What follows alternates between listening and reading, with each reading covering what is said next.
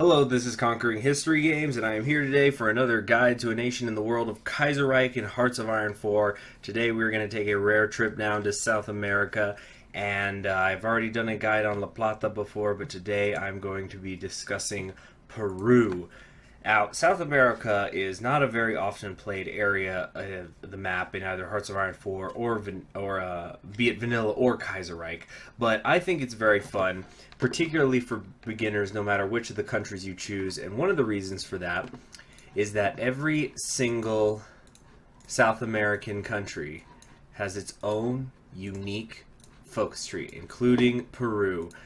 Some of them are bigger than others, but it's very interesting. So let's take a look at what we've got going on here with Peru. Well, first off, research slots. You've got 3, so that's just kind of standard, not too bad. Civilian factories, you only have 5 at the start. There's not a whole lot of industry in South America, certainly not at the start of the game. And 3 of your civilian factories are being taken up by consumer goods, so you don't have a lot going on for you there. Same when it comes to your military factories, you only have 2 for which to make your equipment. You might notice here that your country has not invented or discovered armored vehicles yet. So if you go over here to the research slots, you'll notice you have not even researched a tank from 1918, even though it's 1936. You also have no dockyards, so you cannot build any ships, though you do start with a very small token navy. However, you do not have any planes at the very start of your game, which is common for the non-major South American countries. For example, if we look over here at Bolivia, which we're going to be looking at a lot, they don't have any planes. Colombia doesn't have any planes. Ecuador, Venezuela, they do not have planes. That's reserved for countries like Brazil and La Plata, which even then they only stay at about the double digits. So as far as divisions go, you only start with 4, and you have that traditional presidential guard that every South American country seems to start with. As far as commanders go, you have 1 Field Marshal, Oscar Benavides Larrea. I hope I'm pronouncing that right. He is also the leader of your country. He gets the defensive doctrine, and he also has one of my all-time favorite authoritarian quotes: "For my friends, everything; for my enemies, the law." You also have a lot of level 1 generals that don't have very many traits except for Old Guard, which just sucks. And they don't have any portraits except for the one guy here, and you have a Fort Buster. So not a whole lot going on, but what you could do, something you can consider, although keep in mind, it has been announced that in Hearts of Iron 4 they are eventually going to develop a chain of command thing where you're going to have generals under field marshals and things like that. So this is liable to change, but for right now, if you just have a level 1 general anyway, there's no reason that you can't just promote him and make him a field marshal so he can carry more troops. Because usually the downside of doing that is that you lose a skill point and you lose any sort of traits that general has. But these people are already at 1 and they don't have any skill traits, so there's nothing to lose. Keep in mind, though, that Old Guards here do not lose that trait. It sticks with them even if you promote them. So that's, again, like I said, that's something you're going to want to keep in mind. So you're an authoritarian regime. You don't have any national spirits, but let's start taking a look at your national focuses.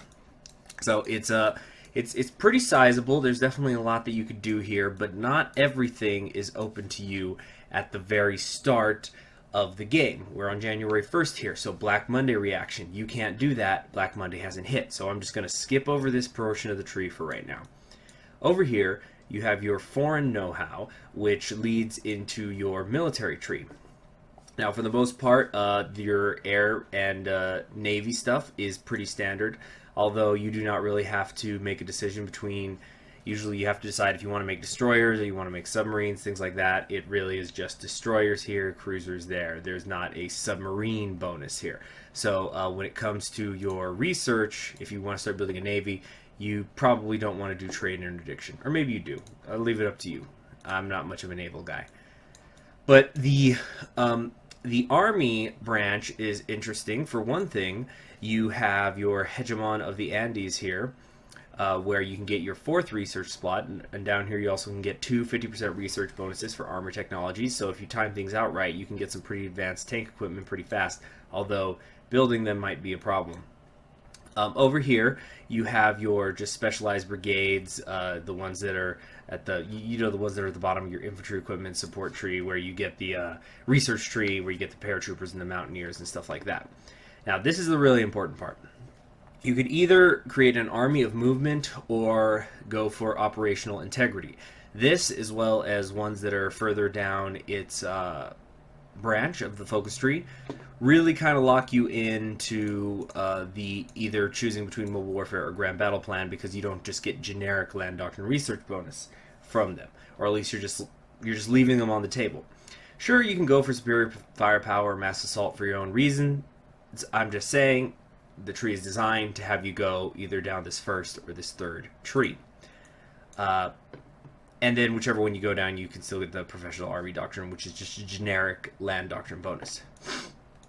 Over here, you have dealing with political chaos. So this is kind of an interesting tree, because it is split into 3 branches that all lead to the same thing, this modern administration, where you get more political power and national unity.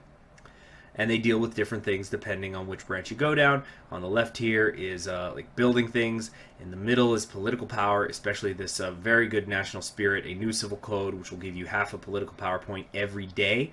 And then on the right here is just like dealing with syndicalists or leftists in your country. Not very good stuff. So let's say you decide to want to go down this middle one, you can grab the modern administration. However, you could then go back and get the infrastructure, get the opera band. They are not mutually exclusive with one another, which is not the only time that happens in this Peruvian tree. Over here we have the Peruvian Brotherhood tree. You're not going to have access to this at least until 1939, and you need special conditions, so I'm not going to talk about that right now. Coming back over here, you sort of have a sub-branch to this larger tree. So in the name of learning what all of this does, we're going to go ahead and fast forward now. Okay, we are almost halfway through 1936 now. And you may notice that Bolivia is no longer called Bolivia. It is the Federated Syndicates of Bolivia, or some other such name besides Bolivia, depending on if they go syndicalist or radical socialist. Now, this is not a guide to Bolivia, but Bolivia and Peru are very intertwined in how the game, especially the early part of the game, works for them. If Bolivia basically has a civil war event, and if the leftist syndicalists or radical socialists win, you are going to have a certain branch of the Peruvian focus tree open to you, and if not, you have to take an alternate route if you want to incorporate Bolivia into your country. So, Black Monday has already hit. As you can see here, I've already replaced it with the worst is over. It's pretty bad stuff. You're losing production efficiency cap, factory output, construction speed, resources to market is not as bad with Peru, but it's still not something good either. Now you could, after you've done this, you basically have 2 halves that you need to choose. To the left here is where you decide how you are going to integrate Peru. Bolivia. So if you look down here at the Liberate Bolivia tree, it says that the following must be true. Bolivia has to be ruled by either totalists, radical socialists, or syndicalists, or they refuse the union offer. But I'm giving you this guide so you don't start going down this guide if you're going to do this. So you're going to know pretty quickly in the first few months of 1936 if they're going to become a syndicalist country or not. If they do, you would take this Liberate Bolivia focus, which is going to give you claims on all the Bolivian land, and then you're going to enforce the Union, which gives you the Annex War goal. If they had not gone socialist, you would do these 4 branches instead, which takes longer than 2, but there would not be a war. You would just annex them peacefully without one. And there's pros and cons to each side. I personally think it's better to just go to war, but it's kind of randomly number generated. There's not much that you can do about it. But Bolivia is really easy. Just drop a paratrooper in La Paz. The war will be over in one day. Now, on the right here, you can then intervene decisively, which is going to fix your economy a little bit more. It's just going to reduce the effects of the Black Monday and the worst is over. But then you have to deal with it until you get all the way down here, if you go to the very right of the focus tree, to the full economic recovery, which is going to get rid of all the bad effects, and it's going to give you some positive effects, such as less consumer good factories, greater factory output, and a production efficiency cap that is higher than it used to be. Heavy industry effort here just gives you another military factory, so it's nothing particularly amazing. Also, if you go down infrastructure investments and then go straight down, you can get your 5th research slot here. So number 4 is over here. Number 5 is right there. Now, let's move ahead to after the war with Bolivia. All right, now this is what Peru is going to look like after you have successfully invaded Bolivia. You do not get an option to puppet them or anything. There's just going to be an event pop up where it says you have now become a union. So you create the Peru-Bolivian Confederation, and once you have done that, you can then open up this bottom portion of the leftmost tree. So this is how you, and whether you propose the union or enforce the union, either way, this will open up for you. Now this gives you access to more bonuses. For example, the scientific exchange program will reduce your research time by 10%. But most importantly, for somebody who wants to blob and take over all of South America and reinforce your claims and create Greater Peru once more, you are going to be able to get access to the claims of the Confederation. This is going to give you claims on some land, claims on the Amazon, gives you claims on more land. For example, you get claims on acre here that the Brazil has and things like that. I know I keep moving this around. I'm going to talk about this pop-up in a moment. So once you've done your claims on the Amazon, you essentially can go to war with all of your neighbors over the areas that you've claimed. So you can go to war with Brazil, La Plata, Chile, or Ecuador, which, as you can see here, is what I'm currently doing. Now, let's talk about the La Plata focus tree. Now, again, this is not a La Plata guide, although I do have one. I'll have a link to it in the description. They have a section of their focus tree where they can claim Upper Peru and then propose an alliance with you if Bolivia had a current ruling party of totalists, radical socialists, or syndicalists, or they've already been absorbed. They can still take it. So they offer you the alliance, which you can just reject, but it's going to cost you political power, or you can accept it, and if you do, which you usually are going to want to do if you want to fight Brazil at some point, you will create the Buenos Aires-Lima axis. Now, let's say you don't want to be a part of that faction, you could just leave it right away. There's not really any consequences to doing it, other than La Plata might like you less. But something that you want to keep in mind is that La Plata and Brazil are really the two major powerhouses of South America. So if you have plans to eventually rule all of South America for yourself, it's not a bad idea to have one half help you destroy the other half, and then you're going to get more land, and then you're in a position to defeat them. If nothing else, being in a faction with La Plata means that they can't attack you. So, for the basic end of this guide, I want to move over here to the Peruvian Brotherhood and talk about that. So once again, we are going to fast forward. It is now 1939, and the Peru-Bolivian Confederation is having its presidential election. Once this happens, you have a choice between allowing the social conservatives to become the ruling party, the patriotic front can become the party, or you could have the army put an end to this chaotic democracy. So, you have Oscar Benavides Larrea now, put an end to this chaotic democracy. As it says, you're going to get a new flag. And now you have, once again, sorry for any pronunciations, Jose de la Riva Guerrero. Now, this is actually kind of an interesting guy because, my name's Conquering History Games. Well, this guy was a historian who wanted to conquer. He was a Peruvian historian. He was a fascist in the original timeline. And he also really wasn't relevant, but in this timeline, as you can see, he is now the ruler of the Peruvian United Realm. The important thing here is that he opens up the Peruvian Brotherhood section of the focus tree, which has some very, very powerful bonuses. For example, the Imperial Legacy down here gives you an additional 5% recruitable population factor. You have a lot of national unity ones here, which usually aren't that great, but you do have popularity boosters down here. You're going to get an additional 15%, arresting the traitors. Oh wait, no, it's not arresting the traitors. Where is it?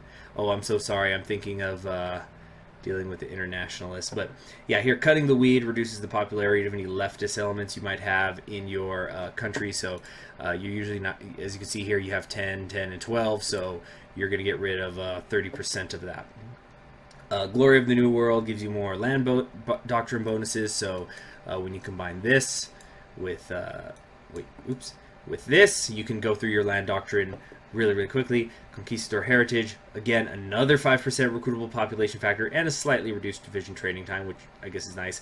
But then here's the really big one, the plus 200 political power minus 30% research time for land doctrines, for air doctrines, for naval doctrines. You're getting a 1/5 of a political PowerPoint every day and a plus 10% division recovery rate. So this is a very, very, very powerful focus that you can research down here, and it could often be the difference maker, because really the heavy hitters, as I've said before, in South America are Brazil, La Plata, and kind of Chile in third place after a little power gap, and you're probably going to fight them, and you could have La Plata help you and kill them. I mean, this is not a let's play I'm showing you, I'm just showing you how it generally works. It's not a full campaign. So one more thing you are going to want to keep in mind, though, is that your ministers do not all become national populists after you make the change. It is only Luis Flores. You can also become a national populist if you wait until the 1945 election, although I'm not sure why you'd want to do that. If you're going to become a national populist, you probably want to do it as soon as possible. So, thank you for watching this guide. I hope that it was helpful. And be sure to subscribe and click the little bell so you're always notified whenever I have a new guide up or I am live streaming. And remember that if you are a Patreon contributor, that you can go to patreon.com/conqueringhistory and you get to vote on what my next guides are. And I want to thank my Patreon voters who voted for this. So like the video if you liked it, comment down below, and I'll see you next time. Have a wonderful day.